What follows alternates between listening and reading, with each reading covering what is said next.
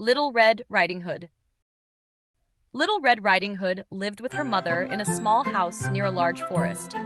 She was cheerful, curious, and loved helping with the chores at home. One sunny morning, her mother called her and said, "My dear grandma is feeling a bit sick. I want you to take this basket with cake and juice to her." Little Red Riding Hood smiled and replied, "Of course, Mommy, I'll do it with pleasure." But her mother warned her seriously, "Go straight along the path, don't talk to strangers, and don't stop in the forest. It's very important." "Don't worry, Mommy, I promise," said the girl confidently. Little Red Riding Hood left through the wooden gate and entered the forest. The sunlight filtered through the leaves, and birds sang happily. She walked cheerfully, thinking about the surprise she would bring to Grandma. From time to time, she bent down to look at colorful flowers and butterflies dancing in the air. Here I go into the forest, la la la, la la la, with my basket and my joy, la la la, la la la. The sun shines through the leaves, oh how bright and fair. I'll sing out loud so Grandma knows I'm there. In Grandma's forest, how lovely, how bright. Little birds sing do re mi in the light. In Grandma's forest, I'll go, I'll go, I'll go. With care and with joy to Grandma I'll show.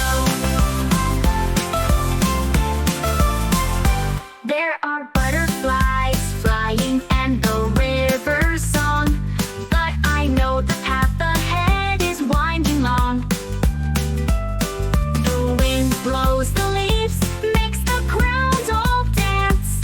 With flowers and love in my heart I advance. In Grandma's forest, how lovely, how bright. Little birds sing do re mi in the light. In Grandma's forest, I'll go, I'll go, I'll go. With care and with joy to Grandma I'll show. If I hear a noise ahead, I won't be afraid, because I'm brave and my path is well made. The road is long, but love will guide. Soon Grandma's arms will open wide. In Grandma's forest, how lovely, how bright. Little birds sing do re mi in the light. In Grandma's forest, I'll go, I'll go, I'll go.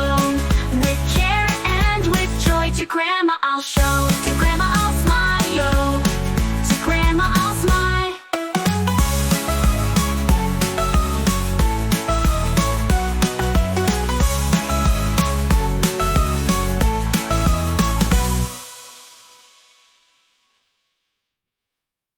Suddenly, a large wolf with gray fur appeared. He had a sly smile and sharp, shining eyes. Well, what do we have here?" said the wolf. Such a pretty little girl, all alone in the forest.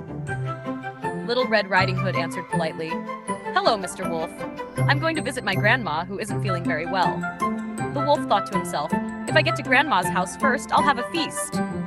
But pretending to be friendly, he said, "Why don't you take her a beautiful bouquet of flowers? There's a much nicer path that way." Little Red Riding Hood looked in the direction he pointed and saw beautiful, enchanting flowers. "What a lovely idea," she said. "I'll bring flowers to cheer up Grandma's day." While the girl got distracted picking flowers, the wolf hurried away down the shortcut. He knew the forest well and in just a few minutes reached Grandma's house. He knocked at the door and, using a sweet, high voice, pretended to be the little girl. "Grandma, it's me, Little Red Riding Hood." Grandma answered from inside, "Come in, my dear." The wolf leapt inside, put Grandma into the wardrobe and locked the door. Then he put on her nightgown and cap, lay down in bed, and pulled the blanket up to his chin, waiting patiently. A little while later, Little Red Riding Hood arrived. As she entered, she noticed Grandma's voice sounded strange. She walked closer to the bed and said, "Grandma, what big eyes you have!" "The better to see you with, my dear," replied the wolf in disguise. "Grandma, what big ears you have!" the better to hear you with. And what a big mouth you have. The better to eat you, growled the wolf, jumping out of bed. Little Red Riding Hood screamed and started running around the house, but the wolf was fast. The commotion made so much noise that a hunter who was passing by heard it and ran to the door. He came inside and saw the wolf about to grab the girl. With courage, he shouted, "Leave her alone, you beast!" Frightened, the wolf jumped out the window and ran into the forest, never to return. The hunter helped Little Red Riding Hood open the wardrobe and free Grandma, who came out and hugged her granddaughter tightly. "My dear, what a fright you gave me," said Grandma. "I promise I will never talk to strangers again," answered Little Red Riding Hood with tears in her eyes. Everyone then sat at the table and shared the cake and juice. The mood became cheerful again, and Grandma thanked her for the visit. Soon after, Little Red Riding Hood's mother arrived, relieved to see her daughter safe. And so, Little Red Riding Hood learned forever the importance of listening to the advice of those who love us.